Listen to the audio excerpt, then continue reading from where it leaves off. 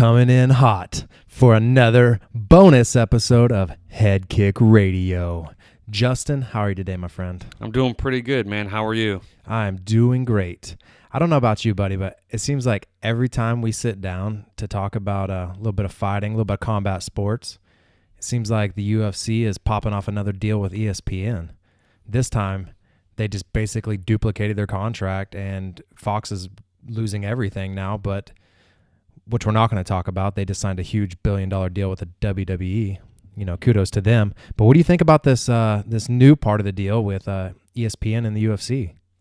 I think it's very interesting. I think, you know, initially we talked about it, and I was a little, I wouldn't say like skeptical. Like, the deal is fantastic for the UFC, but I just kind of, I don't know. There were some things that I was like nervous about, but this deal, I mean, it just, I don't know. It got me more excited all of a sudden because it's going to get more eyes on the UFC and stuff like that. And I think, you know, that's just going to be awesome for us and honestly for like everybody. I mean, they're going to be on, there's going to be fight nights on, you know, just ESPN or like ESPN2 or like whatever. Like, it's, you know, that's fantastic. You know, the more and more I think about it, the more excited I get about it. You know? Yeah, dude, how do you feel about it? Total power move by Disney and just saying, you know what, let's just roll the dice here. Let's take all these UFC fights, you know, minus the pay-per-views that are still going to happen, and basically put all the Fight Pass content for the most part, except for like the Glory fights, the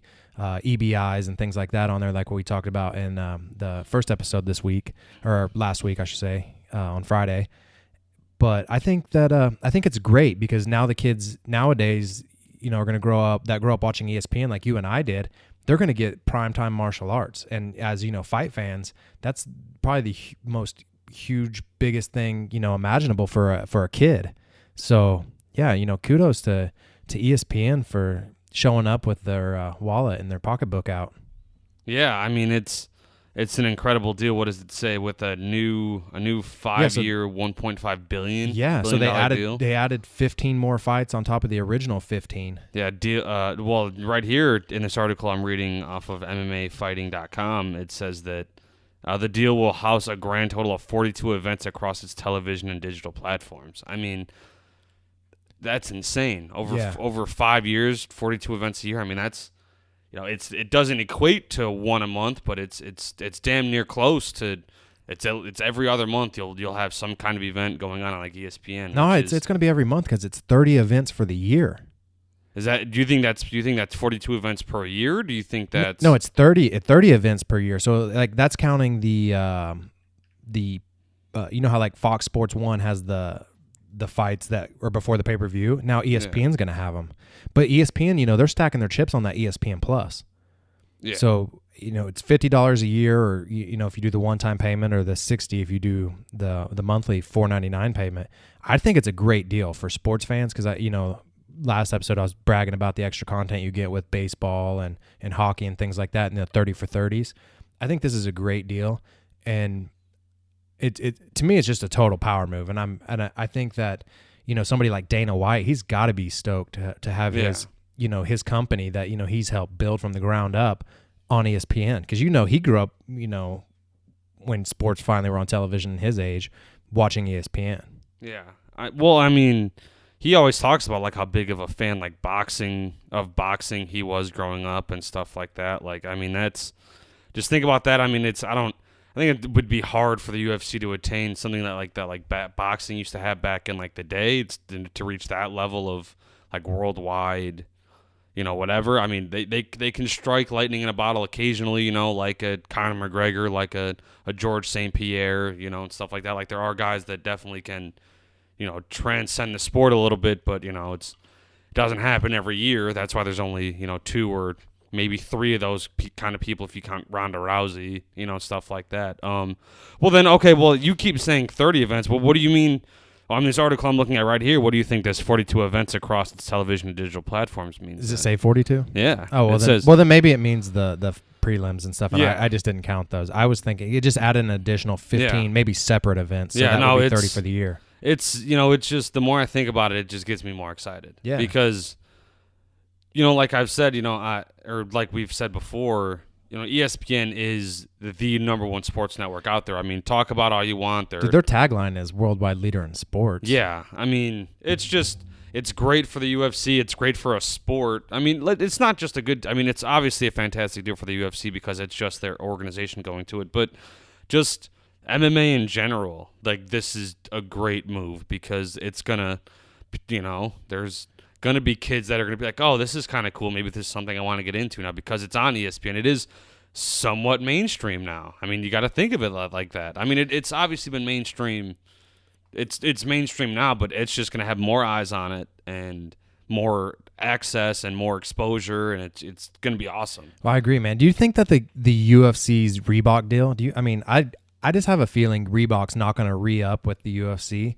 Do you think, like, now being on ESPN on this, worldwide platform, do you think they're still going to have to do a uniform deal? Because I know the fighters don't want it. What do you see with that? Well, and that's basically what I was going to mention is, like, I don't know, I'm still a little surprised that there's not, like, a fighters union or something like that because of, all of the stories that came out after this Reebok deal was signed, however many years back, that people were, somebody like Vitor Belfort was losing out on like millions of dollars in sponsorship money, and he's like, "Oh yeah, all the big names." Yeah, he's like, "Are you guys gonna?" He was, and when he says "you guys," he's talking to the UFC and Reebok, like, "Well, you guys don't feel like paying me that money, but these other companies were willing to give me that money. Like, why can't I do that now and kind of promote myself?" So and there was talks. I mean, I don't know. Can you remember not too long ago there was talks of a fighters union forming, but yeah, it was that one with like 5 different acronyms or something. Yeah, and remember. I mean, it's and I'm not trying to say I don't remember what it is, but I remember hearing about it, and I would just and it fell flat on its face. Yeah, and it's I would be curious to see if something like that would change that whole. I mean, talking about the Reebok deal, like you asked, I mean, I think a lot of it would depend on that, but I mean, who knows? I mean, ESPN could start selling off like, okay, like, well, you're going to be sponsored by Nike, or you're going to be sponsored by, it's going to be ESPN brought to you, or not ESPN, it's going to be UFC brought to you by Adidas. It's going to be ESPN, ESPN Fight Night brought to you by blah, blah, blah, blah, blah, or whatever. Yeah. But, as far as like the fighting kits goes, that's going to be.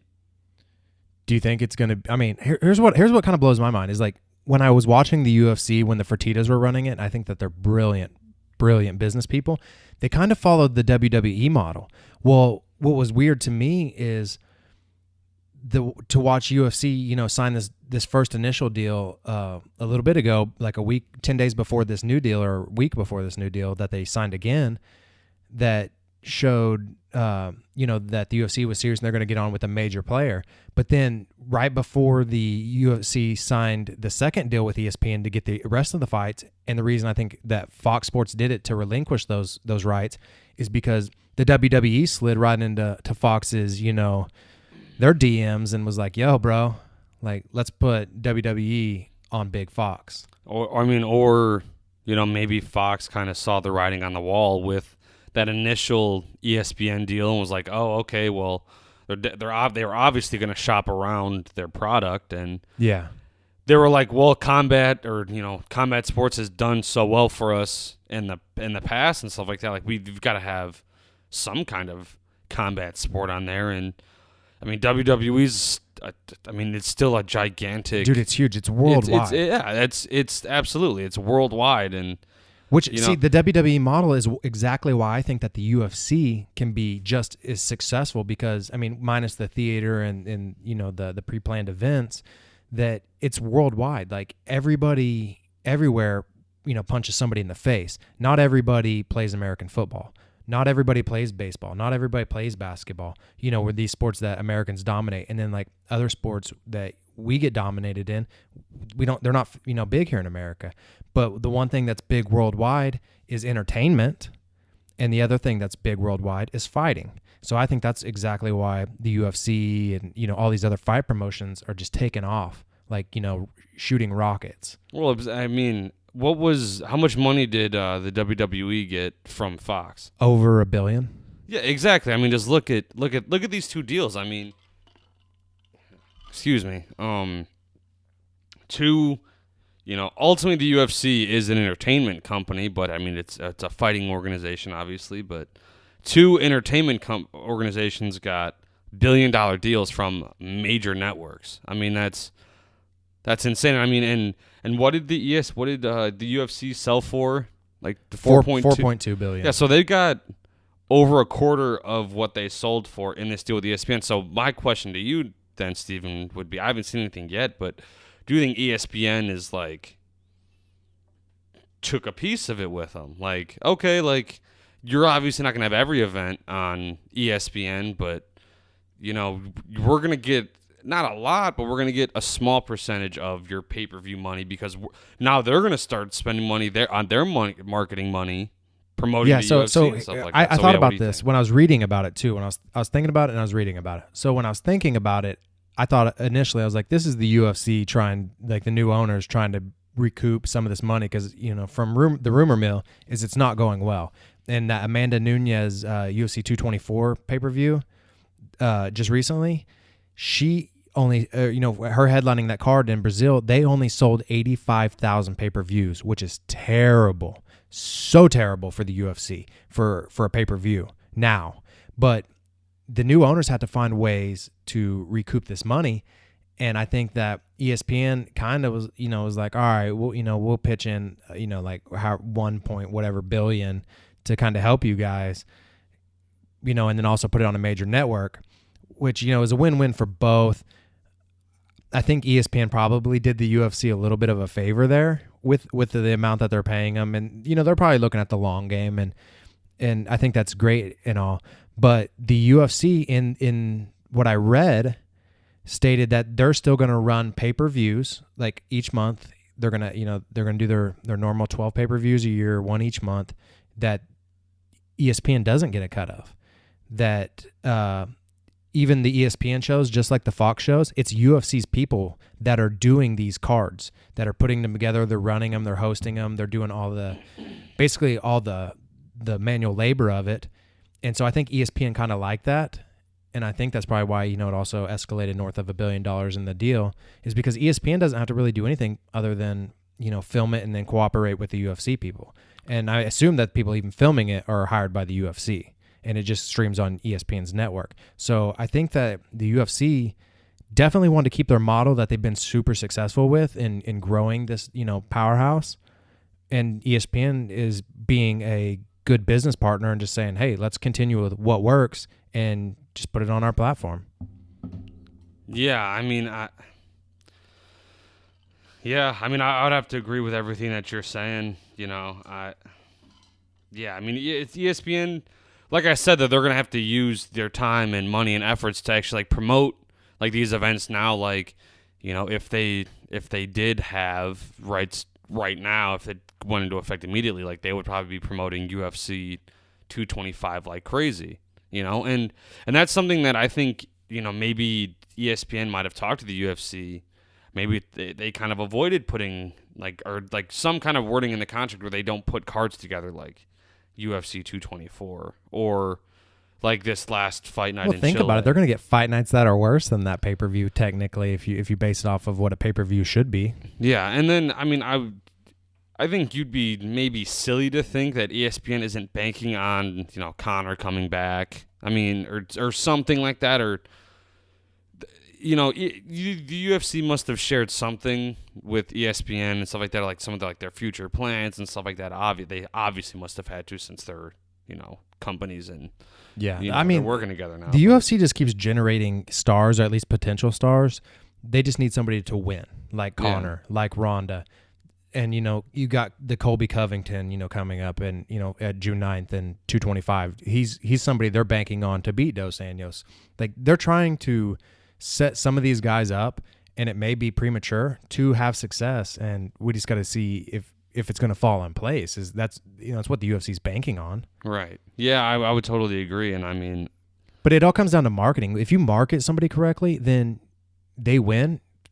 And they have a good story behind them, then they're going to take off like a star. But a Disney-backed company just bought into the UFC. Yeah.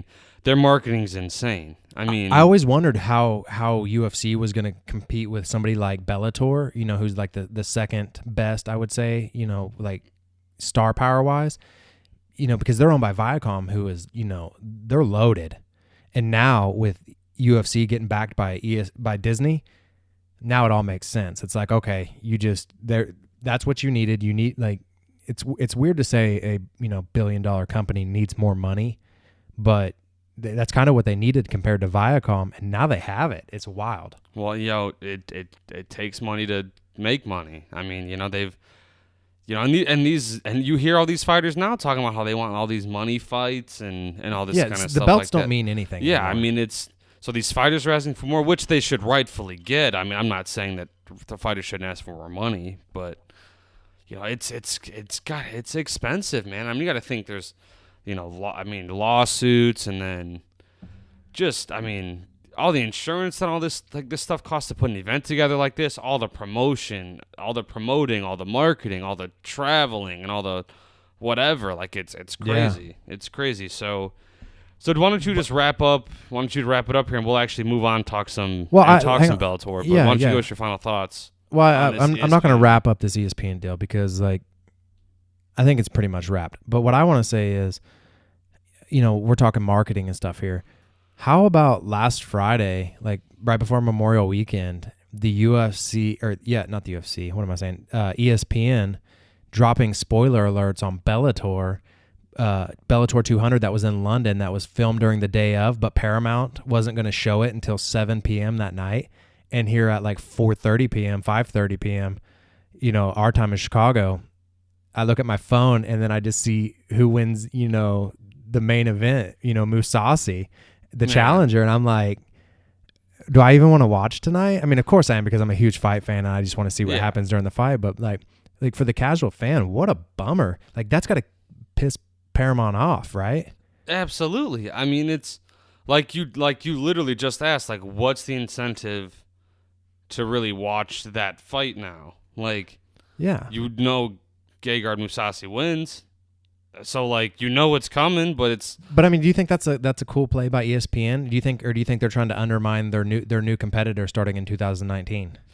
I honestly think it was something that was like, it was a mistake, and maybe it was like some time sensitive thing. Obviously, like you mentioned, London. I mean, it's a different time zone over there, so maybe something got triggered, because I would like to think that, this was not done intentionally. This is something that was done but Bellator a long time ago announced that they were going to tape it and then air it later in the States. Which, that's always risky to do, because you run the risk of doing something like this. And, who knows now? Maybe there are 25,000 people that decide not to tune in now. Well, because I read on Twitter, our boy Luke Thomas, he tweeted, he goes, part of me doesn't want to tweet out spoilers, but part of me does, because I don't think we should be doing this tape delay thing.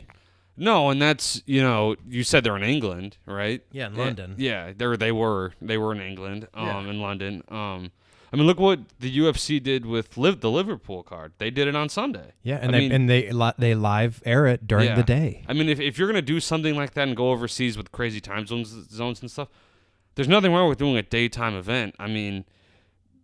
People would, I actually would kind of enjoy having more cards during the day, because your night. Okay, I'm not saying I feel bad that I have to sit around at night and watch fights. I love it, but it would be nice to have a daytime card every once in a while. And like, it's good, because it frees up your evening. Yeah, these nights will be done. These fights will be done by 7-8 o'clock. But it's that. But honestly, Bellator, that's the risk you run if you're going to do a tape delay event like that. Isn't that how they used to do Super Bowls and stuff back in the day? They would like play them like during there's like events back in the day that they would film them and then they would run them on tape delay. And back then there wasn't the internet, and like you said, ESPN just sent out an alert automatically about who won. Right. No, I know what you mean. Yeah. But speaking of that, for Bellator, how awesome do you think that this Bellator Heavyweight Grand Prix is?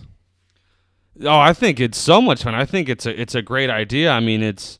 We've talked about this before, not on a podcast, but like, this is one of the smaller tournaments with only 8 people in it, but it's a fantastic idea. It is going to take the course of all of 2018, and up to this point, we at least we know the semifinalists now. But so let's recap. Let's recap what's happened so far. Yeah, drop it. Drop some knowledge on us. Yeah, and you can tell, even if you go to Bellator's website, that they're big on this Grand Prix because it's, right on the front page. But the first fight of the tournament was, if I remember correctly, I believe it was Roy Nelson versus Matt Mitrione. And I'm going to state off just right now, my favorite to win this tournament when I saw it, because here's the 8 competitors. Let me start with the 8 competitors. There's Rampage Jackson fighting Chael Sonnen on the left side of the bracket. Also on the left side of the bracket is Fedor versus Frank Mir. And the right side of the bracket is Roy Nelson versus Matt Mitrione. And then Ryan Bader versus King Mo. So you have all these ex-UFC guys minus Fedor, who's arguably the greatest heavyweight of all time, and King Mo, who's never fought in the UFC. So the other guys have all participated in the UFC. King Mo is a former Oklahoma State wrestler, so, connections throughout my, life, I would say. But my pick to win it from the get-go was Matt Mitrione because he's young. I say he's young. He's 34, which we've talked before, Justin, you and I, probably off air, of how heavyweights hit their prime a little bit later in their 30s than, some of the 20-year-olds, the late 20-year-olds. Absolutely, yeah, we have. But Matt Mitrione, just compared age-wise to a lot of these guys and size-wise, I think he has it, and he's just a good, goofy dude, and I love listening to him talk. But so anyway, in the first fight, he went at it with Roy Nelson, and he beat Roy Nelson by what was it, a decision? Help me here, Justin. I'm trying to remember off the top of my head. I'm pretty sure it was a decision. I believe it was because it was it was a decision. It was a 29-28. I remember this now. It's all coming back to me as I speak out loud that Matt won the first 2 rounds handedly. And I don't know what happened to Matt in that third round, but it was close to being a 10-8 Roy Nelson. So I thought for a second it almost was a draw. Do you think he just gassed her or something like that? I guess he got tired? Well, I listened to him talk in a interview, and he said that he just, I can't remember if he said he got hit, but then he said he just kind of coasted there. And Matt knows that he can't do that, especially against, guys like Roy Nelson. And I thought Roy Nelson was going to be the toughest guy on his side of the bracket. And I was like, oh man, that sucks for Matt because that's his first fight. And then, so the second fight of the tournament was Rampage versus Chael Sonnen here in Chicago. Or no, excuse me, not in Chicago. I forget where that one was. But Chael just beats an older Rampage Rampage looks like he's just run out of gas. I feel like I hate to say this, but sometimes when you look at him, you just feel like he's fighting for a paycheck, and that's not the Rampage I grew up loving. The Rampage I grew up loving just loved to just beat people up, and just slam people. Yoke to the gills, and you hate to see it kind of happen, but it's kind of since he did the whole A-team kind of went Hollywood kind of thing, and I love it too because he's an entertaining guy. It's not that he's not entertaining. Yeah, he's playing video games on Twitch, and he's a Twitch star, which is cool. He's kudos. Fun social media guy. He's just an awesome guy. But I want that Rampage. I want that killer chain on, and he howls. Yeah, and then he goes in there and just slams dude to their graves. Yeah, he destroyed my hopes and dreams back when I was a kid when he slammed Chuck Liddell like that in Pride, and just one of the first guys to beat Chuck Liddell like that. Dude, his fights with Vanderlei too, also besides when he was fighting Chuck over in Pride, his fights with Vanderlei is why I became a Rampage fan. Oh, they're insane. Yeah, Rampage from a decade ago would be the perfect, he was a fan favorite back then for obvious reasons, but if you plugged him into now, it would be incredible because it'd be the same thing, just some guy who just looks like a giant human being that's not from this planet, and just he's one of the best fight characters without going and saying too much. He says just enough, but he doesn't go overboard like the guy who beat him by decision, and a smaller guy, Chael Sonnen, who fought Anderson Silva at one point at 185, and here he is fighting a former true 205er at heavyweight, and which damn is near beat weird. Anderson Silva too. I know, damn just near got beat choked out him at too. the end, got triangled at the end in the 5th round. Yeah, and people would argue that Chael Sonnen was probably winning that fight.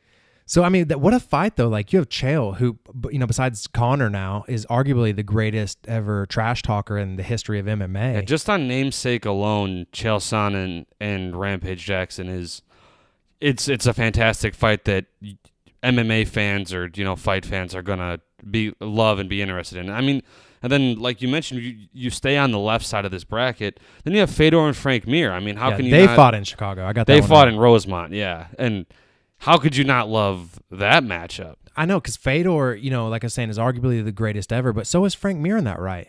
Oh, yeah. And I remember when you and I picked that and we were just messing around and how we could not have been more wrong in our prediction of that fight. You and I both thought, Fedor, what happened to him in Russia, we thought he lost that fight versus Maldonado. And we're like, Frank's a little younger. Frank's probably a little hungrier. Frank's got this. I thought that because and I'll say it again, sound like a broken record. I mean, I just thought that since Frank Mir, at least from what I could see, was the more active fighter, that he would just be. But he hasn't been. Like, that's something we didn't take into consideration. He's only fought, I think, now, if you count Fedor, like once in 2 years. Yeah. Whereas at least Fedor's been in some fights. Right, because he had that suspension and stuff like that from the UFC and everything like that. Yeah, and then but remember that we gave Fedor no chance, pretty much. Yeah, the way we were pretty much acting like. Yeah, we were. Well, I'll find that clip somewhere and I'll post it sometime. Yeah, and it was. It's embarrassing, but it's. It funny. didn't look well. It didn't look well for us. But no. But I mean, hey, when Frank hit him and wobbled him for a second, I thought we were looking good there. And then Fedor just Fedor style comes back. We had kind of talked about it that Frank. I don't know. I mean, you don't. It's hard to say. I mean, hindsight's always 20/20. But Frank probably should have put more pressure on him when he did hit him and stuff like that, and wobbled him. But hey, Frank says it is. Yeah, Frank says he needs more ring time. It's going to take him a minute to catch back up, and I think Frank's still got something left in him. So anyway, you got Chael beating Rampage, and you have Fedor beating Mir. So they're in the semifinals on the left side of the bracket. And not too long ago, Ryan Bader, King Mo completed the first round of the tournament, and I can't call that a fight. What was it, 15 seconds? Bader knocks out King Mo. Yeah. And, let's be real. Bader is a tough dude, but so is King Mo. But then after the fight, King Mo announces he's going to drop down to 185. Yeah. So it makes you wonder, what was going through King Mo's head, leading up to Bader, because Bader's not really that much bigger than he is. No. Well, I mean, Bader, it's hard to say Bader looked good because, like you said, he knocked him out in was it less than 45 seconds, 30 seconds? Yeah, it wasn't very long. Yeah, it's hard to say someone looked good, but he looked good. That was about, like you said, that was a little fishy. So it makes you think, what was going through King Mo's head. So he obviously wasn't.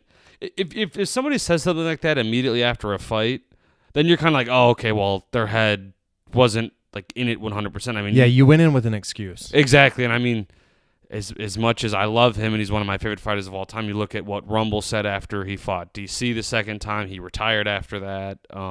So he how invested could he have really been in that fight? I mean, and if King Mo's already talking about dropping weight, he's obviously invested because, I'm sure there's a nice payday along with being crowned heavyweight champion. Yeah, and he's a great wrestler, but he knew he couldn't. You just can't go and wrestle another great wrestler like Bader. So they knew they had to stand, but King Mo has so much power too. So, honestly, they were kind of ideally the same person in that fight, the same stylistic matchup. And just, I think Bader just he's a little quicker and just beat him to that punch, Literally.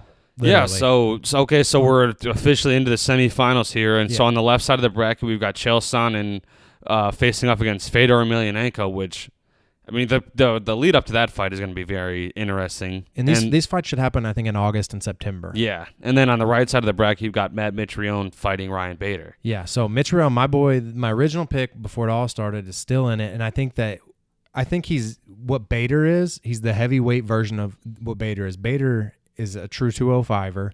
Bader's talked about he wants to become the first ever Bellator 2, division champ. And he's got a shot here because the one thing Bader has over Matt Mitrione is wrestling. But here's the thing: is Matt Mitrione's a larger human. How are you going to wrestle a larger human if the larger human has a few months to make sure that you don't take him down? Yeah, that's a good question. I think, and as much as it's kind of as much as I hate to say it, but I'm kind of glad. I'm definitely glad with Chael Sonnen and Ryan Bader. Advancing, because honestly, King Mo, Matt Mitrione, I hate to say it, yeah, we know that one going in. At least with Bader, we think, well, maybe Bader has a chance. Yeah, it's not even not thinking he wouldn't have a chance, but it's just not really a fight I was looking at wanting to see as just a fan. But like you said, Ryan Bader could go in there and knock out Matt Mitrione, and who knows? Yeah, anything can happen at any time in a fight. We're gonna say especially with the heavyweights, and we're gonna say that a gajillion times on this podcast, so please get used to it if you're listening. Yeah, anything could happen in a fight. Heavyweights just have that. They have that different kind of power. That the smaller guys just don't have. Exactly, and I mean now Fedor Rampage would have been an interesting matchup, but I think because of what Chael Sonnen said immediately after Fedor knocked out Frank Mir, when he came in the ring, threw some shit at Chicago. Number one, how do you think Chael beats Fedor? Like, what does Chael have to do to beat Fedor? I have a good idea. Maybe he just looks away. He finds a way to clip him, or something like that. Like, see, I don't think Chael has that power. Chael has to survive the first round because Fedor comes at you like a missile right off the bat. Chael has to get past the first round, but he has to wrestle him. He has to wrestle him in the first. He has to wear him down, wrestle him in the second, and then he has to wrestle him in the third because these are only 3-round fights for some reason. And I think that's realistically. I think they realize that these guys' gas tanks aren't really there. Well, I think that they made the rules in preparation for Fedor, Frank Mir. I'm not even gonna say Matt Mitrione because Matt Mitrione's got a good gas tank. Oh yeah, but Bader's got a good gas tank. Surprisingly enough, even a guy like Roy Nelson has a gas tank. Yeah, Roy Nelson has a gas tank. King Mo doesn't for a smaller guy, which is weird. King Mo and Rampage, they're gassed after the first round. Chael's got a gas tank. Yeah, I mean it's. And I think, now that I said that, I think maybe that's how Chael beats him. Like you said, Chael has to survive the first round, and then you see where his gas tank's at because Fedor hasn't been fighting. He hasn't been that active. I mean, Chael Sonnen had his Tito Ortiz bout and stuff like that. Yeah. I'm not even going to pretend like I'm going to pick Chael when the time comes because I've been thinking about it, like trying to convince myself. But the thing I think would be more fascinating than anything is if Chael somehow in the second or third round could choke out the last Emperor. I think that would be insane. Yeah, I mean, it's everybody's just interested. Well, not everybody. I'm interested to see what Fedor's gas tank is like because I think that I don't know. It's way too early to predict, obviously, but we can speculate. I would at least think that Chael Sonnen does whatever he can to get that fight past the first round, like you're saying. I think he does. He stays out of range. He's got to move. He doesn't try to get any kind of takedowns. Now, if he tags him or something like that and wobbles him like Frank Mir did, then who knows? Then it could turn into a scramble and anything can happen after that. But early, I just want Chael to win because I want to hear him talk some smack. Well, he's definitely going to be doing it up too. I mean, but I want like a victory Chael. Victory Chael's always a funny Chael. Yeah, and do we know which fight is going to be first yet? If it's going to be Mitrione, Bader? My guess is it's got to be Mitrione, Bader since Mitrione let it off. And but then again, Bader just went last. I don't know. I don't know. I know Mitrione wants to fight now, and I know Bader's ready to fight. Yeah, you got to think Bellator's got to announce something here pretty soon. But you got to give these guys. It's got to be August, September. It has to be. Yeah, because you got to give these guys 7-8 week camp. Mitrione says he's about to go back down to Florida and start training for Bader. Okay, so let's make a little transition here, and actually let's transition sports here. Let's talk different heavyweights, though. Oh yeah, let's keep it in the heavyweights. Yeah. Let's keep talking heavyweights. So Anthony Joshua just won. Beat Joseph Parker, which Joseph Parker is a very, very good heavyweight. And to improve to 24-0. Yeah, and if anybody knows Anthony Joshua as a heavyweight, we're talking about another UK guy here. He beat Vladimir Klitschko, which in my book, like, cause I can't remember how many years Vladimir Klitschko was the heavyweight champion. Because boxing has like WBO, WBA. Man, that was just over a year ago. That was April 29th of last year. There's too many belts. Like boxing has too many belts, but like. There's 3 guys right now at the top of the mountain in the heavyweight division in boxing. That's Anthony Joshua, Deonte Wilder, and then Tyson Fury. And Tyson Fury's an interesting cat.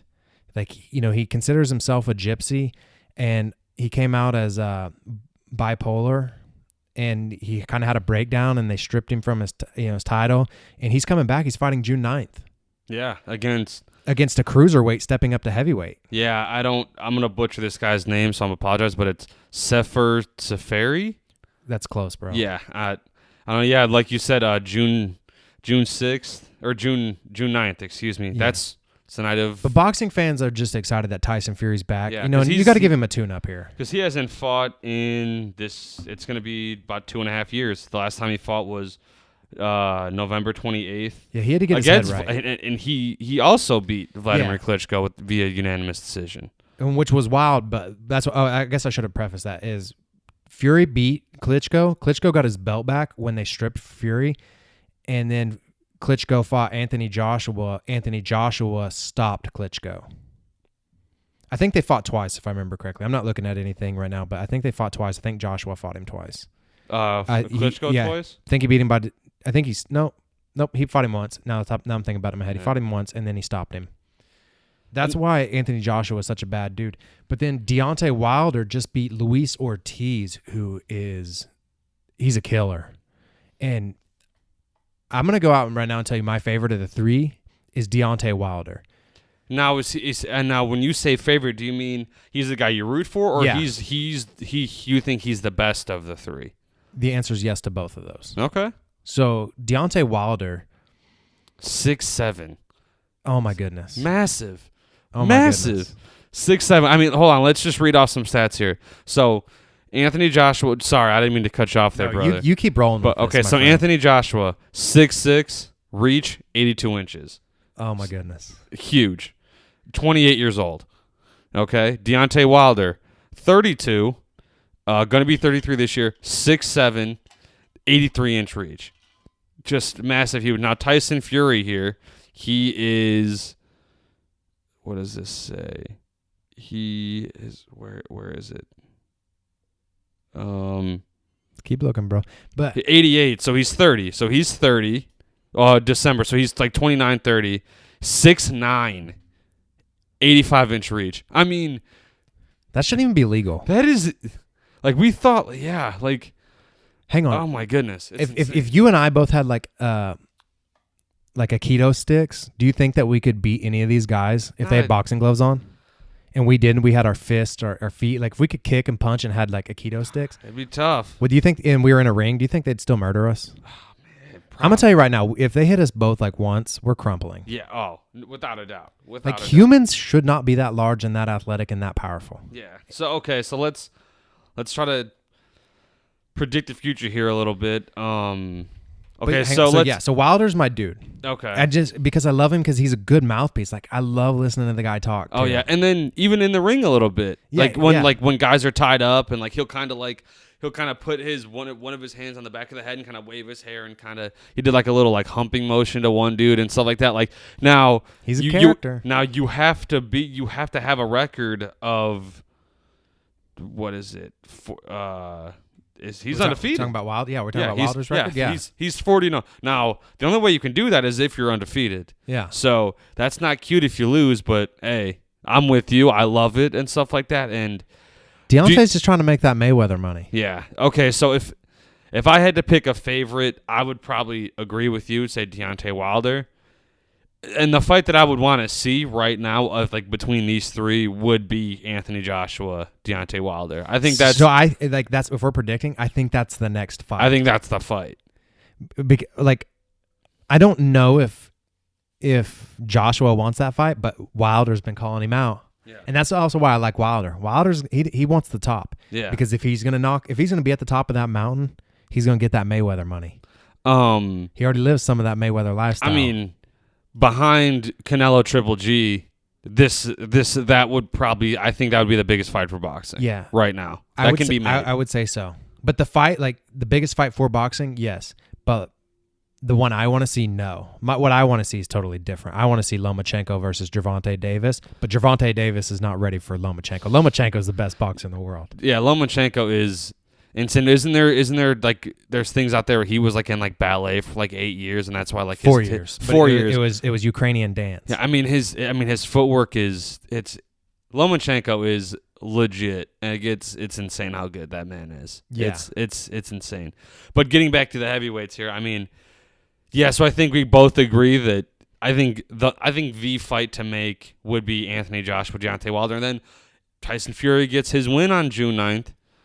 He gets the winner, or he gets the loser, or something. You got to give him the winner because you just got to keep going up. You got to keep climbing this mountain. Yeah, but I mean, oh man. But I mean, would you be bummed? Would you be bummed if Joshua got Tyson Fury next?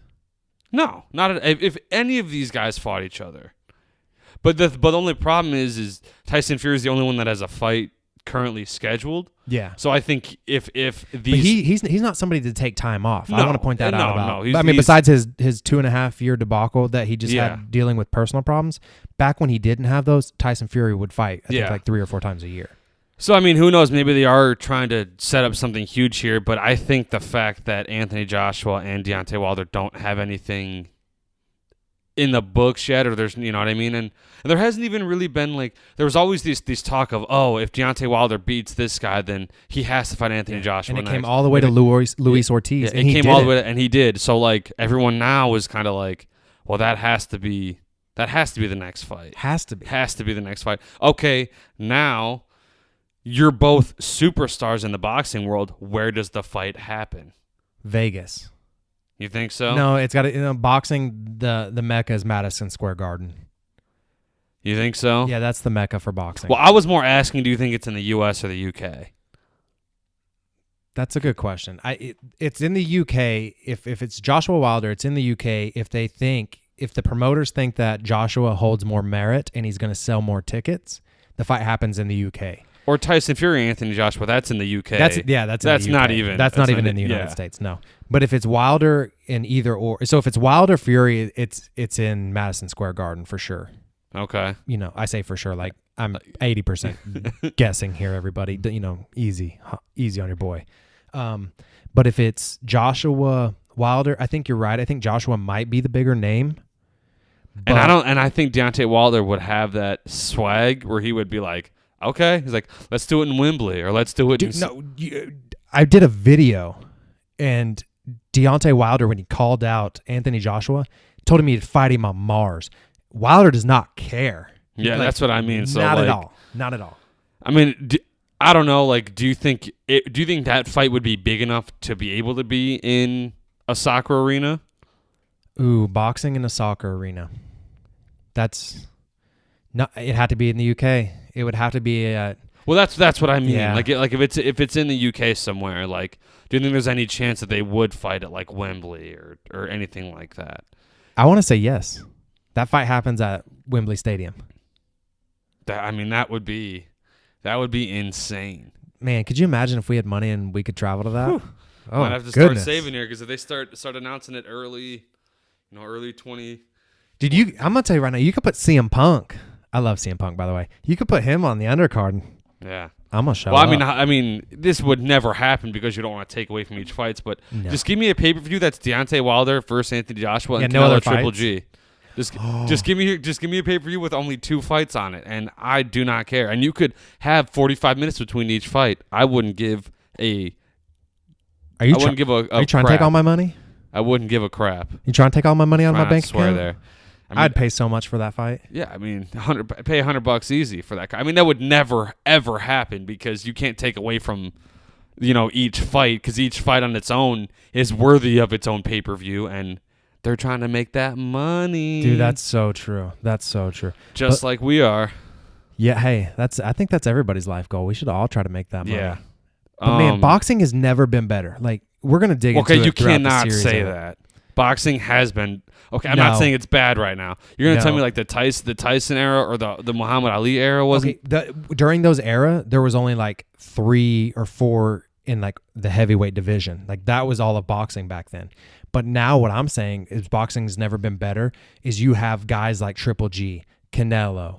You have the 3 heavyweights we've been talking about for the past few minutes here. You have Jermell and Jamal Charlo. These dudes are rising stars. You have Billy Joe Saunders. You have Khan still fighting. You have Broner fighting. You have Andre Ward. Yeah, we didn't even talk about him. No, we didn't even talk about Broner. No, and Pacquiao's still in the game. Like, Mayweather might even come back if the fight's right. You know what I'm saying? Like, there are so many names in boxing, and I just skipped over a lot. Mayweather. Do not step in the octagon. No, he's going to, because he's training with Tyron Woodley.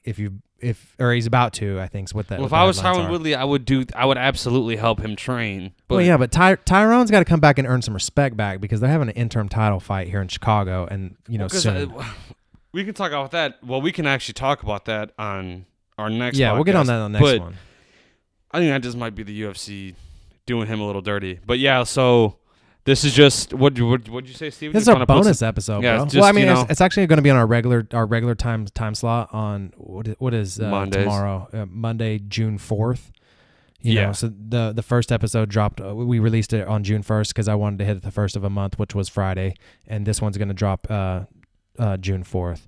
So we're gonna do Mondays, but like, hey, if we get a little extra time to chit chat, guys, we're gonna send you an extra episode each week. Absolutely. That's the best thing about podcasts. They don't cost you anything, and we love doing them. Well, like Steven mentioned before, we're still getting the social media aspect up and running, but we'll be doing some quick hits, quick reactions on there and everything. But any thoughts, concerns, comments that you got, please drop them below, retweet us, do whatever. We'd appreciate any kind of feedback we can get everybody.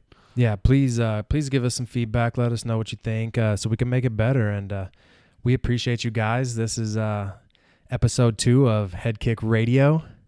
Justin, what are we? We out. We out.